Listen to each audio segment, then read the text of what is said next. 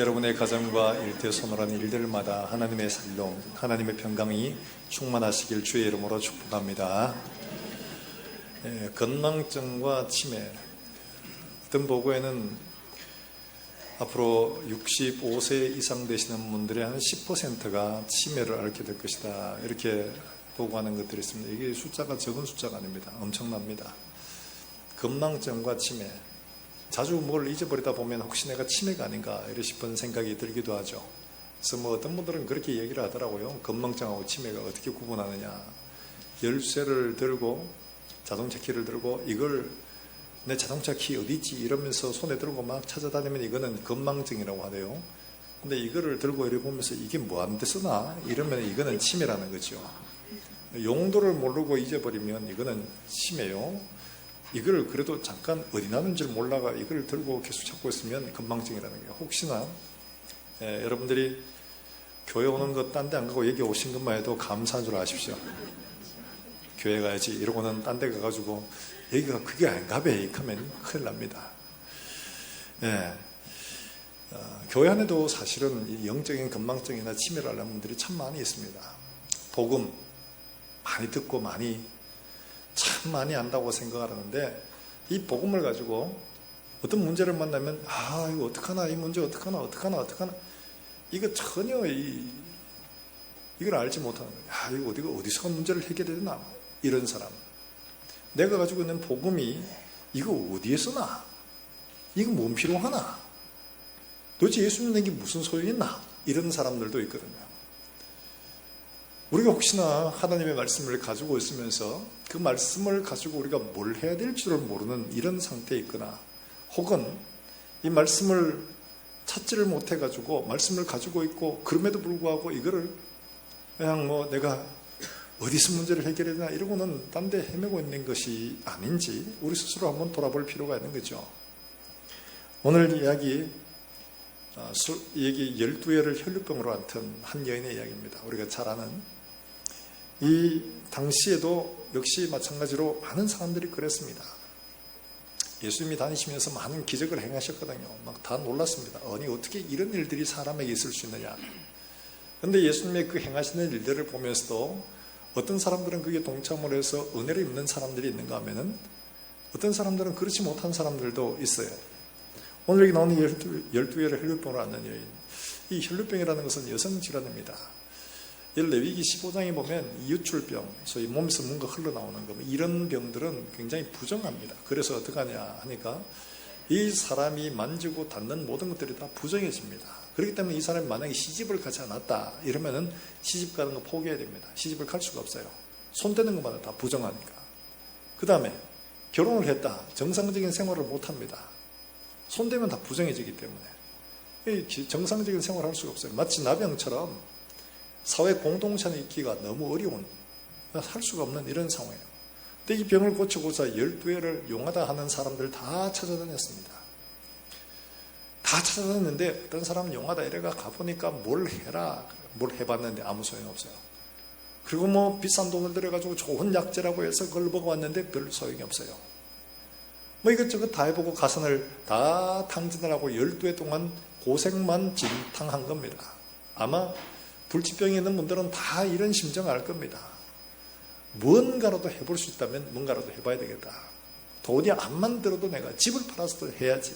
아마 이런 생각들이 다 있을 겁니다. 그래서 이 사람도 12회를 그렇게 의원들을 찾아다니면서 정말 고생을 하다가 아무런 효험도 없고 탕진을 하게 된 겁니다. 가산만. 이제 소망이 아무것도 없어요. 이제 다른 방법이 아무것도 없네요. 돈도 없고 방법도 없고 치료하는 것도 없고. 바로 그때 이 사람이 한 소문을 듣게 됩니다. 바로 예수님에 대한 소문이에요.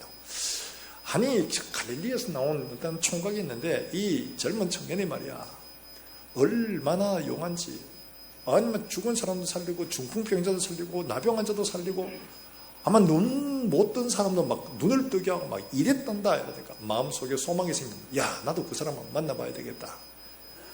그래서 이 사람이 오니까 너무 사람이 많아가지고 도무지 예수님에게 접근조차 할 수 없는 이런 상황이에요. 그럼에도 불구하고 이 여자는 막 밀고 들어가가지고 어쨌든 예수님의 옷자락을 만졌습니다.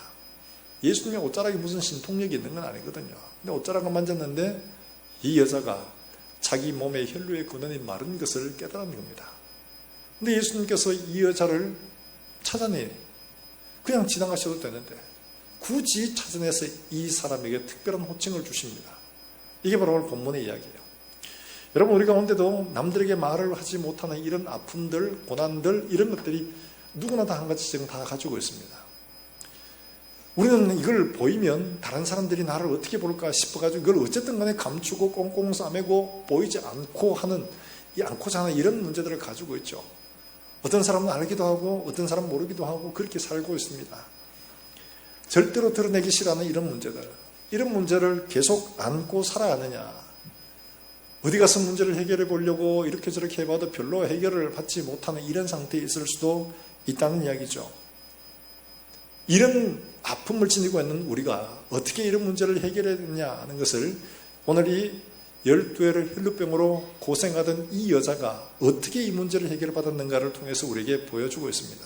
그런데 이야기가요, 야이로의 딸이 지금 위독한 상황 속에 죽음에 이르는 그런 위독한 상황 속에 예수님이 그의 집으로 가는 그 길 과정 속에 있는 거예요. 어떻게 보면 이야기는 관로와 같은 이야기입니다. 이건 뭐 없어도 굳이 중요하지 않은 얘기예요.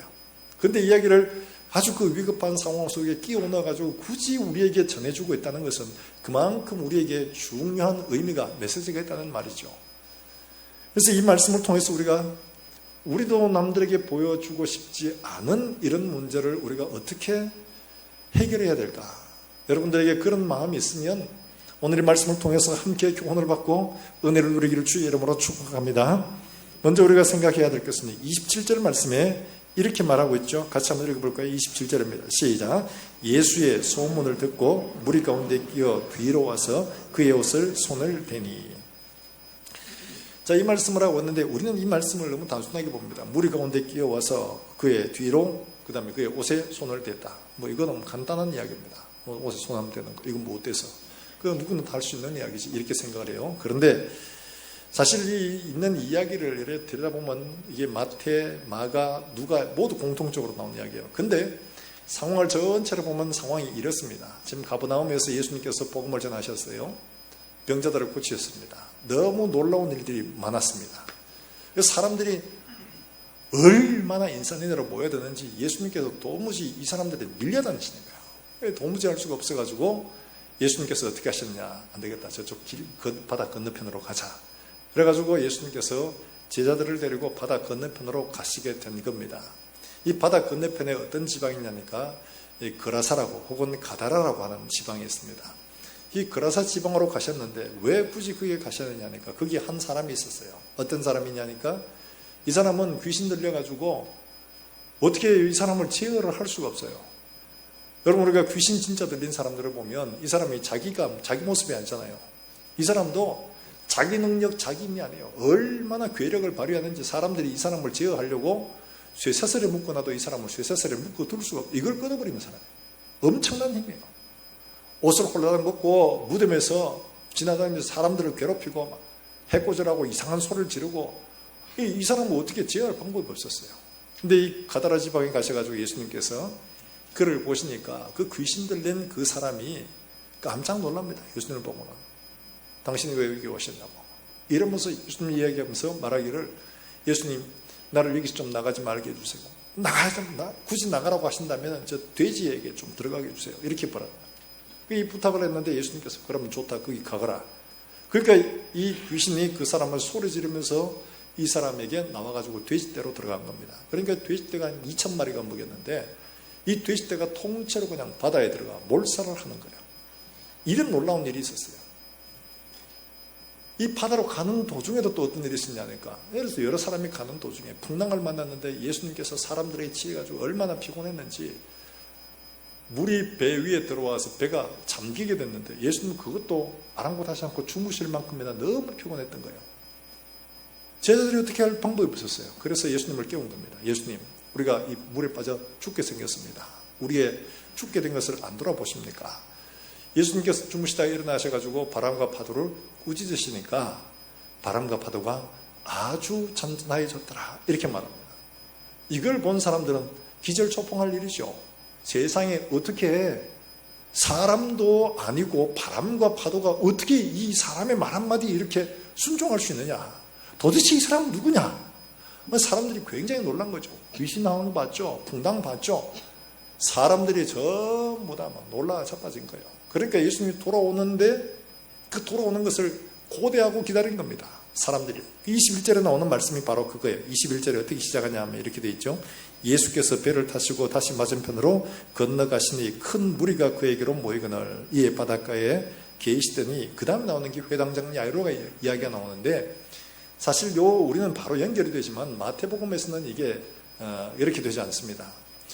예수님께서 바다로 왔는 많은 사람들이 모였습니다. 그 다음에 일어난 일들이 무슨 일이 일어나냐니까 중풍병자 이야기가 나옵니다.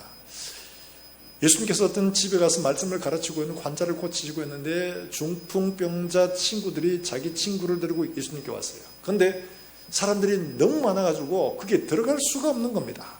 그게 사람들이 연구를 하다가 안 되겠다, 지붕으로 올라가자 이래가지고 집 밖으로 가서 지붕으로 올라가서 지붕을 뜯어내고 그 사람을 달아내린 사건이 바로 여기에 있습니다. 그리고 난 다음에 어떻게 하냐?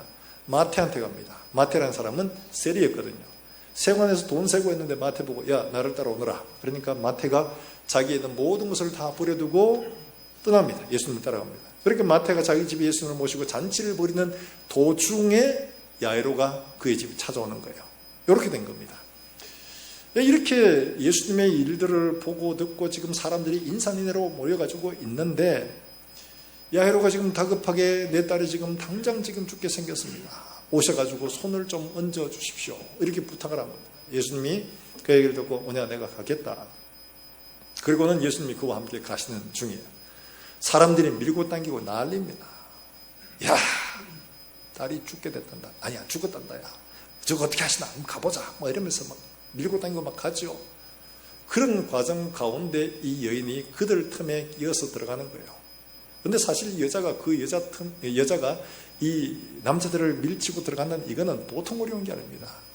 앞서 보시다시피 중풍병자를 들고 온 친구들도 이 무리를 뚫고 가지를 못한 거예요. 그래서 지붕으로 들어갔어요. 이 여자가 그 남자들 틈에 들어간다? 이건 굉장히 위험한 일이에요. 더구나 이 여자가 무슨 병을 앓고 있습니까? 유출병을 앓고 있습니다. 손대는 것마다 부정합니다. 그러니까 이 사람들을 막 해집고 들어가면 주변에 있는 사람 다 어떻게 돼요? 다 부정해집니다. 만약에 이 여자가 12해 동안 그랬기 때문에 그 동네 다 알고 있습니다. 그러면 누가 보고 야, 자, 그 사람 아이가 이랬다 하면 이건 죽는 겁니다.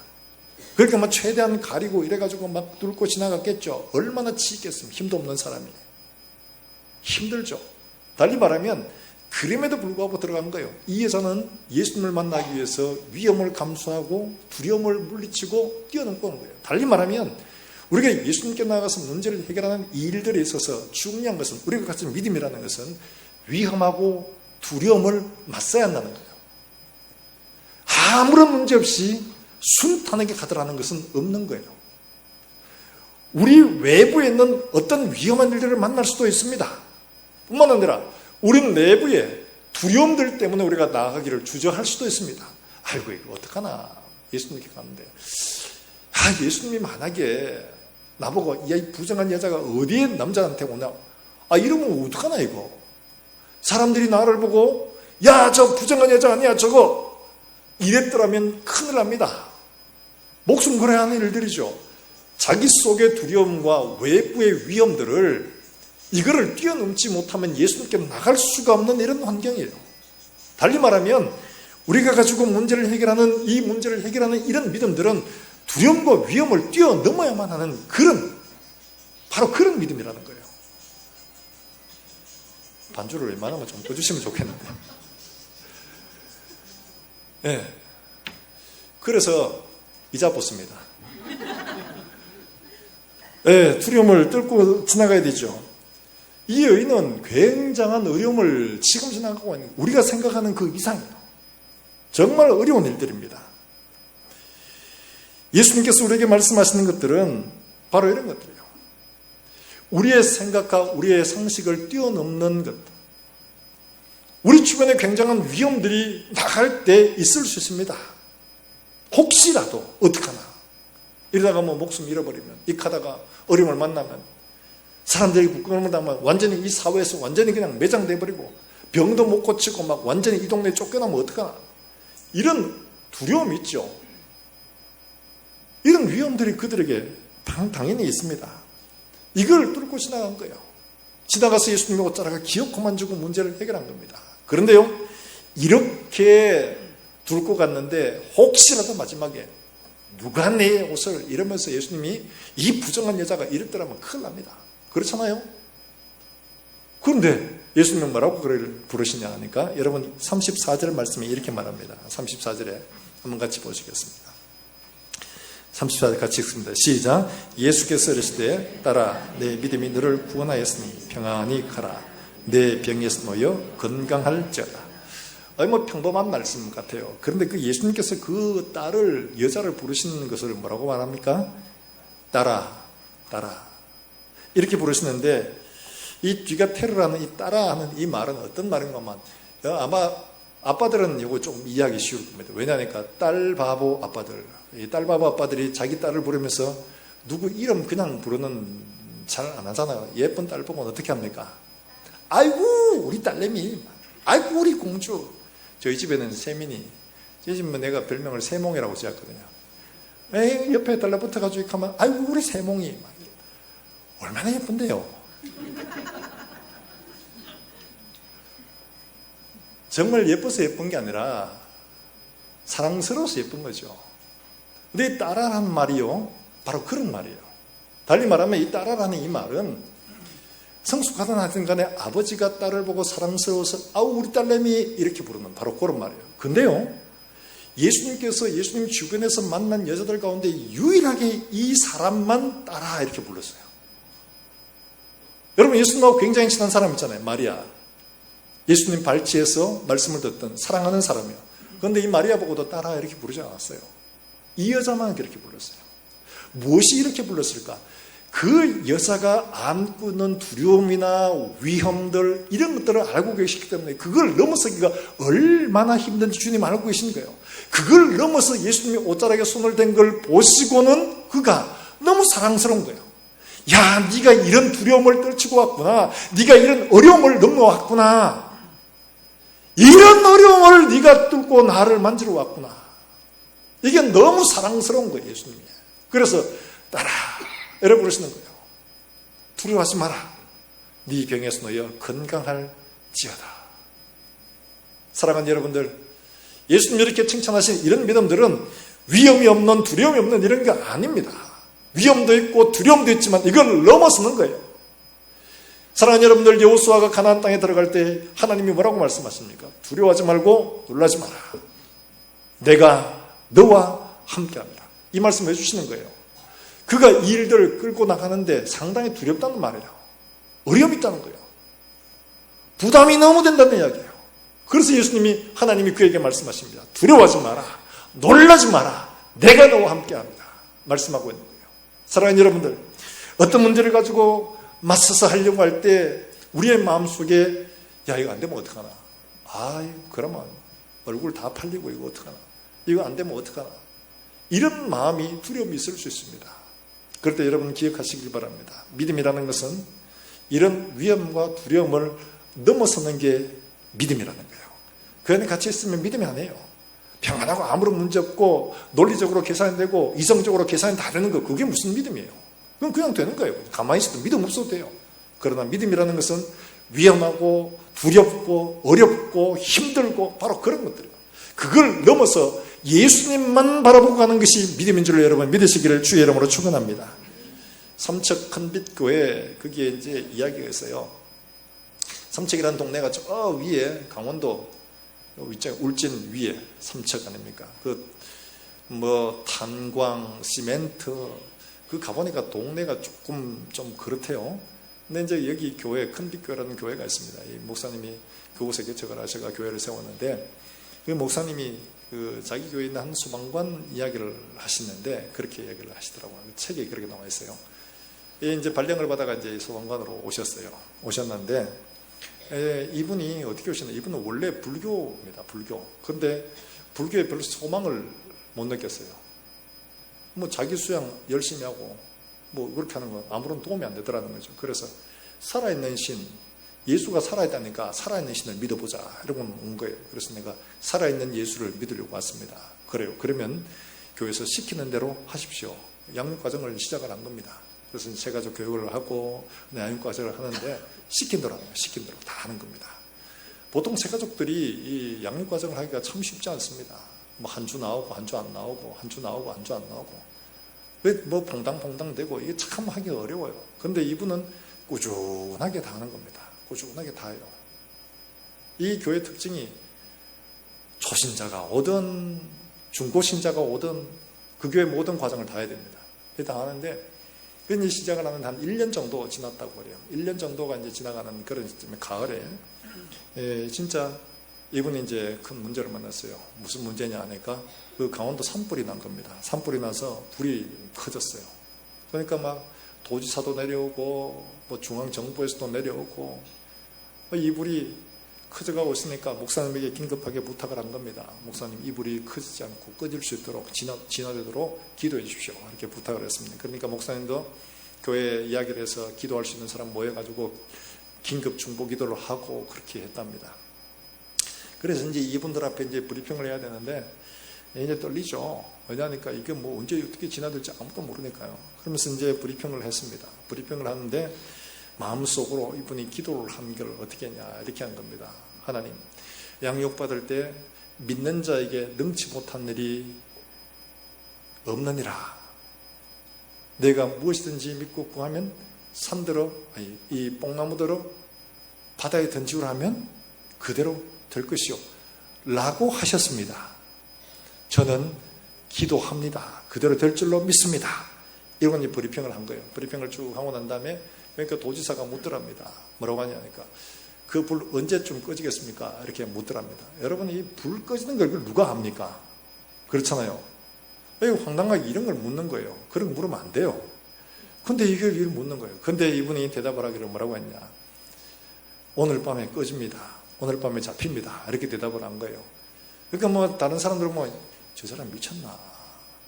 불을 지금 불이 번져가고 있는데 갑자기 비도 안 오는데 이게 어떻게 꺼지겠어요? 그렇게 했다는 거예요. 근데 도지사가 다시 한번 진짜 확실합니까? 네, 확실합니다. 이렇게 대답을까지 했답니다.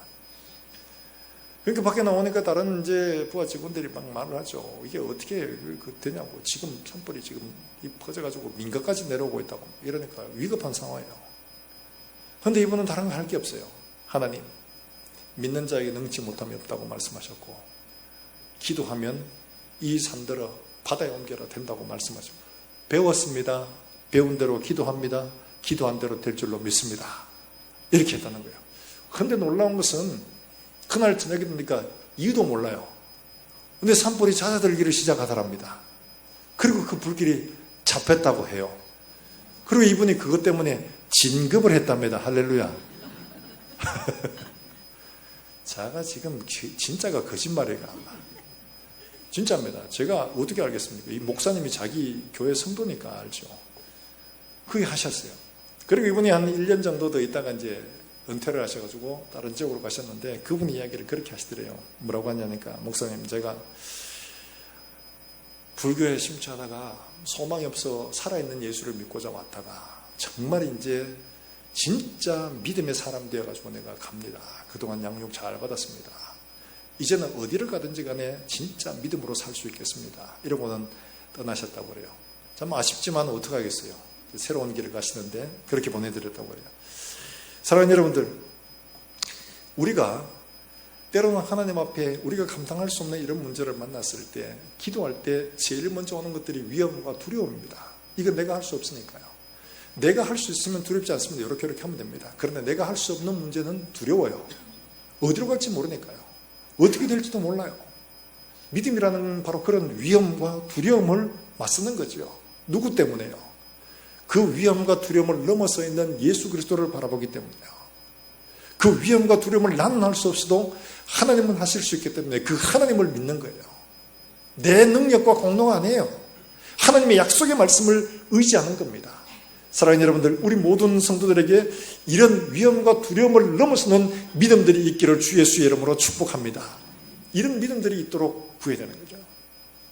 그리고요, 이분이 이 여자가 그 다음 어떻게 했느냐? 여러분 보십시오. 우리가 잘 알고 있는 것처럼 이 여자가 28절에는 이렇게 말하고 있습니다. 자, 한번 같이 읽어보겠습니다. 28절입니다. 시작. 이는 내가 그의 옷에만 손을 대어도 구원을 받으리라 생각함이더라. 자, 이 여자가 접근할 수 있는 게 어디 있을까? 예수님을 가까이 만날 수는 사실 없습니다. 왜냐하니까 여자가 아까 말씀드린 것처럼 여자고 부정한 사람이에요. 여자가 남자를 만나러 찾아간다. 이건 있을 수 없는 일입니다. 이때 당시에는. 이 사람이 그렇다고 해서 마리아처럼 예수님과 친분이 있으니까 예수님을 자기 집에 초대한 다음에 그의 발치해서 어떻게 할 수 있는 이런 것도 없습니다. 이 여자가 오로지 예수님을 볼 수 있는 것은 멀리서 보거나 기껏 나름대로 노력한다면 예수님의 옷자락 한 맞이는 이게 다입니다. 옷자락 한 맞이는 이게 다예요. 그러니까 이 사람은 정말 어쨌든지 간에 그 사람들의 틈을 비죽고 그리고 예수님의 옷자락에 손을 대는 거예요. 자, 예수님의 옷자락에 무슨 특별한 능력이 있냐? 특별한 능력은 없습니다. 단지 이 사람의 믿음은 그의 옷자락에 손만 대도 내가 나을 줄 알겠다 하는 요 믿음밖에 없었는 거예요. 요것만 생각하고 그렇게 만진 거예요. 자, 이렇게 예수님의 옷자락을 굳이 손을 대겠다는 이 여자가 모르고 있었을까? 자기가 하는 이 행동이 어떤 의미를 가지고 있는지 아니에요. 알고 있었습니다.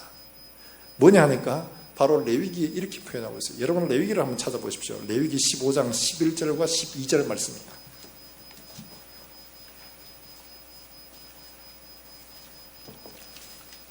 레위기 15장 11절과 12절 말씀입니다.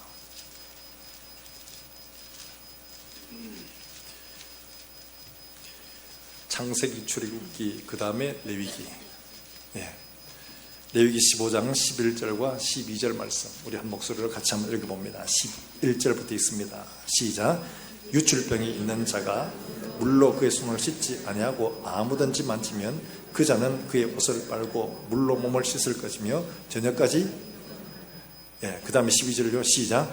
유출병이 있는 자가 만진 질그릇은 깨뜨리고 남은 것은 다 물로 왜요? 부정하기 때문에. 그래서 이 여자는 소위 말해서 하반신과 접촉되는 모든 것들은 다 부정합니다. 이게 앉는 의자도 부정하고 침상도 부정하고 뭐 하여튼 말을 타고 하면 말 한 장도 부정해지고 막 하여튼 이래 돼요. 이 여자가 손을 안 씻고 당장에 만졌다 이러면 부정한 겁니다. 저녁까지 이 사람들 다 옷도 빨고 몸도 씻어야 되고 다 그래요. 그릇은 임지 질그릇은 깨뜨려야 되고 남은 것을 씻을 수 있는 것들은 이건 씻어야 되고 이런 거예요. 여러분 이게 뭘 의미하는 겁니까? 이 여자가 자기가 손을 내밀어 가지고 예수님을 만졌다. 그러면 예수님이 어떻게 되는 거예요? 부정하게 되는 거예요. 부정하게. 그러니까 이 부정하게 되는 일을 자기가 한다? 이게 도대체 무슨 의미예요? 여러분 하나님은 우리에게 이 예를 미리 보여주셨는데 어떻게 보여주셨냐? 제사를 통해 보여주셨어요. 제사를 어떻게 하냐? 내가 죄가 있습니다. 나는 죄로 부정해졌어요. 죄로 부정해졌는데 이 죄를 문제를 이 부정의 문제를 해결하는 방법을 어떻게 하냐? 양이나 소를 가지고 데리고 갑니다. 가서 그 다음에 제사장에 가서 양과 소에다가 대신 잡아주세요 하기 전에 먼저 뭘 하느냐? 안수를 합니다. 안수를 하는데 이 안수를 하는 건 뭐냐? 내 죄를 이 양과 소에게 전가하는, 옮겨놓는 겁니다. 옮겨놓는 거죠. 내 죄를 이 양과 소에 옮겨놓습니다. 그러면 나는 정하고 이 대신에 양과 소가 부정해지는 거예요. 그럼 이 부정한 것을 어떻게 합니까? 죽이죠. 번제로 혹은 이렇게 화목제로 드립니다. 옮겨서 드리게 되면 이 번제로 드려지는 것은 내 죄를 대신해서 이게 부정해져서 이게 태워짐으로 나는 죄로부터 자유하게 되는, 정하게 되는 거예요. 바로 이 원리거든요. 그럼 이 여자가 지금 와서 예수님에게 옷자락에 손을 대면 예수님이 부정해지는 거예요. 그러면 예수님은 어떻게 되는 거예요? 굉장히 무언방장하죠, 이 여자가. 아무도 이걸 몰랐어요. 그런데 이 여자는 지금 예수님에게 손을 대고 있는 이 행위가 자기가 예수님에게 죄를 전가하는 지금 이런 행위라는 것을 지금 보여주고 있는 겁니다. 다르게 말하면 뭐예요? 우리의 아픔과 고난과 슬픔과 어려움의 문제들을 나는 감당할 수가 없는데 내 이 문제를 어떻게 해요? 예수님에게 옮겨놓는 거예요. 이걸 미리 성경은 예언을 하고 있잖아요. 이사야 53장에 뭐라고 말합니까? 5절과 6절 말씀에 그가 찔림은 우리의 허물 때문이요 그가 상함은 우리의 죄악 때문이라. 그가 징계를 받음으로 우리는 평화를 누리고 그가 채찍에 맞음으로 우리는 나음을 받았도다. 우리는 다 양 같아서 그릇 행하여 각기 제길로 갔거늘 여호와께서는 우리 모두의 죄악을 그에게 담당시키셨도다. 우리 모두의 죄악을 그의 위에 얹어 놓으시니까 그가 우리 대신에 모욕을 당하고 채찍을 당하고 그리고 살을 찢기시고 십자가에서 죽으심으로 말미암아 우리의 모든 죄를 다 대신 가져가시는 거예요. 그러므로 나는 정하고 예수님은 부정한 상태로 그렇게 죽어주시는 거예요. 그러므로 나는 자유케 되고 나는 정결하게 되는 거예요. 바로 이걸 말하는 겁니다. 달리 말하면 우리의 모든 문제들을 예수님의 그의 말씀 가운데 은혜 가운데 올려놓는 거예요. 대신 담당해 주시도록. 바로 이걸 말하는 거죠. 사랑하는 여러분들, 우리는 우리의 문제들을 다 지고 갈 수가 없습니다. 우리의 문제를 다 스스로 해결할 능력도 없습니다. 지금은 예수님의 옷자락을 만질 수도 없습니다. 우리가 어떻게 그게 올려요? 안수하는 것은 믿음으로 전가하는 것처럼 이제 우리 가운데 말씀으로 오신 그분이 말씀으로 우리에게 다가오셔서 우리 가운데 말씀하실 때 우리는 말씀 위에다가 우리의 모든 무거운 짐들을 그에게 올려놓는 겁니다. 사랑하는 여러분들, 하나님의 말씀 가운데 여러분들의 무거운 짐들을 올려놓기를 주의 이름으로 축원합니다. 예수님 뭐라고 말씀하셨습니까? 마태복음 11장 28절에 수고하고 무거운 짐진 자들아 다 내게로 오라. 내가 너희를 쉬게 하리라. 다 내게로 와라.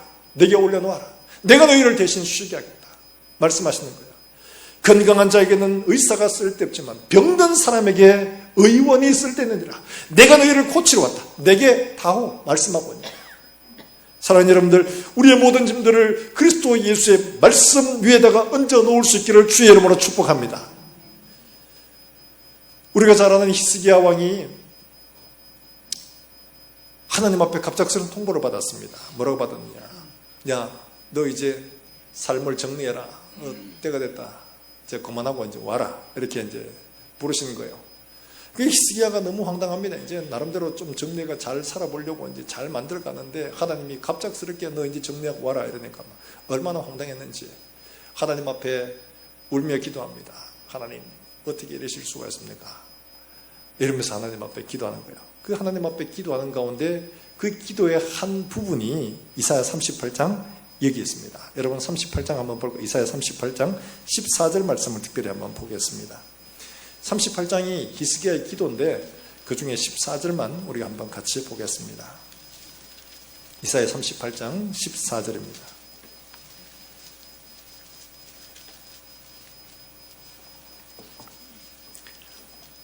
이사야 38장 14절 같이 한번 읽어볼까요? 같이 굽니다. 시작. 나는 제비같이 핫같이 주저기며 비둘기같이 슬피 울며 내 눈이 쇠하도록 앙망하나이다. 여호와여 나의 중보가 되옵소서. 여기 지금 나는 핫같이 제비같이 주저기며 얼굴을 벽으로 향하여 하나님 앞에 간구합니다. 주님 나를 기억해 주십시오. 이렇게 기도하는데 내가 압제를 받사오니 나의 중보가 되시옵소서. 여기 중보라는 말이 무슨 말인가 하니까 아랍어라는 이 말은요, 우리 쉽게 말하면 연대보증인입니다. 담보물을 이런 말이에요. 연대보증인. 이 연대보증인은 어떤 거예요? 내가 어떤 계약을 하는데 내 힘으로는 이걸 다 감당할 수 없어가 보증인이 필요하다 이러면 누가 한 사람을 세우잖아요. 그럼 내가 못 갚으면 누가 갚아야 돼요? 이 보증인이 갚아야 되는 거예요. 바로 그걸 말합니다. 나의 담보물, 나의 보증인이 되어 주십시오. 하나님, 내가 지금 이 문제를 해결을 못합니다. 나는 지금 파산입니다. 그런데 하나님이 이걸 대신 담당해 주십시오. 이걸 부탁하고 있는 거예요. 사랑하는 여러분들, 우리는 우리의 능력의 한계를 분명히 가지고 있습니다. 할 수 없는 것들이 있습니다. 그런 문제를 만날 때 하나님에게 부르짖기를 주의 이름으로 축원합니다. 나의 담보물이 되어 주십시오. 나의 보증인이 되어 주십시오. 나의 중보가 되어 주십시오. 내가 하나님의 말씀 가운데 이 문제를 올려놓습니다. 이 말씀대로 하나님이 나에게 해 주십시오. 하나님의 약속의 말씀 위에 여러분의 문제를 올려놓을 수 있기를 주의 이름으로 축원합니다. 이 손을 대는 건 바로 그걸 말합니다. 내가 할 수 없어서 내가 옮겨놓습니다. 예수님은 그 문제를 친히 담당해 주셨던 거죠. 오늘날에도 약속의 말씀으로 여전히 우리의 문제를 담당해 주고 계신 줄로 여러분 믿으시기를 주의 이름으로 축복합니다. 그런데요, 마지막으로 우리가 한 가지 더 생각해 볼 것은요, 이 사건들을 가만히 보다 보면은 재미있는 현상이 있습니다. 지금 이 사건은 어떻게 시작을 했냐? 이 여인이 오늘 여기 나온 27절 말씀처럼 소문을 듣고 오게 된 거죠. 소문을 듣고 왔어요. 이 여자가 직접 검증하고 확인하고 찾아보고 그렇게 한 게 아니에요. 소문이라는 이 말 자체가 이 주변의 이야기입니다. 내가 직접 한 게 아니라 주변에 있는 이야기입니다. 그러니까 남들이 카는 거예요. 남들이 카는 것. 바로 이것만 들어요. 내가 직접 확인하고 검증한 거 아니에요. 바로 그런 이야기입니다. 그러니까 우리는 보통 내가 뭘 이렇게 위험을 무릅쓰고 두려움을 넘어서서 하려고 하면 내가 확인을 해봐야 돼요. 내가 이게 확실한가 이걸 확인을 해봐야 되는데 이 여자는 지금 그렇게 하지 않은 거예요. 이걸 넘어서서 간 겁니다. 근데요, 지금 이런 문제를 보다 보면은 여러분 이런 생각이 들지 않습니까? 마치 말하자면 이런 거죠. 지금 예수님께서 놀라운 일들을 많이 해오셨어요. 지금까지도 막 가는데 한 여자가 지금 예수님의 옷자락을 만졌는데 예수님께서 서가지고 누가 나를 만졌느냐. 그러니까 밀고 땡기고 하는데 정신없는데 지금 누가 만졌는지 누가 알겠습니까? 하면서 제자가 예수님을 오히려 타박하듯이 그렇게 물었을 때 그때 여자가 나와서 자기의 자초지종을 이야기를 하면서 갑니다. 그때 예수님이 그에게 놀라운 선포를 하십니다. 따라 안심하라. 건강하라. 너 괜찮아졌다. 얘기하시는 거예요. 그러면 옆에서 다른 사람들이 보면 어떻게 했습니까? 와. 그러지 않겠어요? 아니에요? 얼마 전에 작년이죠. 12월 31일 날 프란체스코 교황이 베드로 광장에서 사람들과 함께 이제 연말을 미사를 하기 전에 사람들을 만났나 봐요. 만났는데 그러니까 프란체스코 교황이 나오니까 사람들이 전부 다 거순 한번 잡아보려고 막 군중들이 그 라인을 쳐놨잖아요. 막 이 사람이 따라가면서 이렇게 악수를 한 대 꼭 잡고 이렇게 눈 맞춰가면 그렇게 안 합니다. 쭉 이렇게 지나가면서 만지죠. 그렇게 하는데 한 여자가 이 교황의 손을 딱 잡고 그만 어떻게 했냐 확 당겼습니다. 당기니까 교황이 연세도 드셨는데 가다 가면 넘어질 뻔한가 봐요. 그러니까 화가 나가지고 이자의 손을 두 번에 탁 치답니다. 에이! 이래가지고 지금 이렇게 당기면 어떡하는 거예요? 이러면서 아마 그렇게 하시는가 봐요. 화가 나가지고 순간적으로 이렇게 한 거예요. 그러고 난 다음에 이게 마침 또 그게 또 장면에 또 사진에 찍혀가지고 아니 교황이 어떻게 이럴 수가 있나. 그동안은 여러분 아주 근엄하고 사랑해야 됩니다. 뭐 이렇게 하시는 분이 갑자기 막 그 좀 땡겼다고 에이 여자야 이러면서 막 이랬으니까 얼마나 좀 황당했겠어요. 그런데 그 다음 1월 1일 날 미사를 하는데 사람은 가끔씩 자기 화를 참지 못합니다. 이러면서 이야기를 한 거예요. 그러니까 이제는 이 여자한테 이제 화살이 들어와 여론이 왜 갑자기 그렇게 땡겨가지고 그렇게 했냐 이렇게 했는 것 같아요. 저는 이 이야기를 보면서 그런 생각이 들어요. 이야, 교황 손바닥 뭐 별거 없는데 그거 만지려고 그렇게 해야 될 필요가 있나? 얼마 전에 여러분 계획구충제 사건 알잖아요. 계획구충제. 그 미국의 어떤 유튜버가 그거 먹고는 병 났다고 그러니까 우리나라 계획구충제 아마 없을 겁니다. 서집사님 잘 아실 거예요. 계획구충제 구할 수가 없대요. 심지어 사람 구충제도 없답니다. 그럴 만큼이나 사람들이 그렇게 한다는 거예요. 내가 걱정도 안 해봤습니다. 근데 그걸 먹고 이렇게 됐다는 이야기를 보니까 나도 살아야 되겠다는 소망이 있으면 그걸 하는 거예요. 그럼 이걸 보면 어떤 생각이 들어요? 지금 여기에 한 여자가 고침을 받았고 예수님이 오신 일들을 봤습니다. 그러면 어떻게 해요? 와, 예수님 옷만 잡아도 되네? 그럼 여러분 뭐 하시겠습니까? 안녕히 가세요 이러시겠습니까? 나라도 잡겠습니다. 근데 이게 그렇게 예수님의 옷을 잡아가지고 여자가 옷을 잡고 나니까 주변 사람들이 달려들어가 예수님의 옷을 잡아가 예수님의 옷이 걸레가 되었더라. 이렇게 나오지 않아요. 조용히 가셨습니다. 야이로의 집으로. 이걸 보면서 한편으로 이런 생각이 드는 거예요. 야, 정말 나라면 그렇게 했었을까? 절대로 고이 보내지 못했을 텐데. 이걸 보여주는 이야기는 뭐예요? 이 여자는 어려움과 위험과 두려움을 뚫고 와서 정인이 되었는데 이 사람들은 뭐만 된 거예요? 구경꾼만 된 거예요. 사랑하는 여러분들, 하나님이 우리에게 보여주신 이 수많은 증거들을 보면서 여러분 구경꾼이 되시겠습니까? 정인이 되시겠습니까? 아무리 많은 증거들을 보여줘도 이스라엘의 그 많은 사람들이 다 예수를 믿은 게 아니었어요. 심지어 어떤 사람들은 고향 사람들이죠. 이 사람들은 오히려 예수님을 배척을 한 겁니다.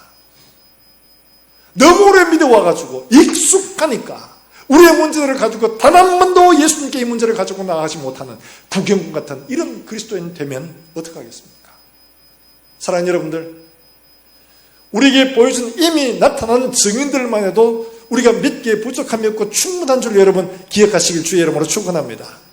수많은 사람들이 예수님의 이 사건들이 거짓말이다 만들어낸 거 아니야, 조작한 거겠지, 이렇게 생각을 하고 예수님이 진짜 아니냐를 확인하려고 했다가 많은 사람들이 예수님의 사실들은 분명한 사실이다, 이걸 알고 반대하던 사람들이 그리스도인 된 사람들이 얼마나 많은지 몰라요. 사랑하는 여러분들, 우리에게 보여주는 수많은 증거들, 이것만 가지고도 구경꾼 되지 마시고 하나님 앞에 믿음의 증인 되시기를 주의 이름으로 축원합니다. 우리에게 뭐라고 말합니까? 히브리서는 구름같이 둘러싼 허다한 증인들이, 구름같이 둘러싼 허다한 증인들 우리에게 충분히 있습니다. 우리에게 일어난 이 모든 사건을 통하여 예수님에게 아무 일 없이 그냥 보내는 게 아니라, 구경꾼처럼 지나가는 게 아니라 우리의 삶들 속에 믿음의 증인의 기회로 삼으시기를 주의 이름으로 축원합니다. 하나님, 나의 중보가 되시옵소서. 나의 중보가 되시옵소서. 두려움과 위험을 뚫고 올라가서 예수님의 옷자락을 붙드는 그 믿음처럼 우리의 고난의 문제들, 아무에게도 말할 수 없는 그런 문제들을 예수님의 말씀 가운데 올려놓고 나도 믿음의 반열 가운데 서서 증인의 삶을 살아갈 수 있는 이런 우리 모든 성도들이 될 수 있기를 주 예수의 이름으로 축복합니다. 이 한 해가 그런 믿음의 증인에 대해 일어서는 그런 한 해가 되기를 다시 한 번 더 주의 이름으로 축원합니다.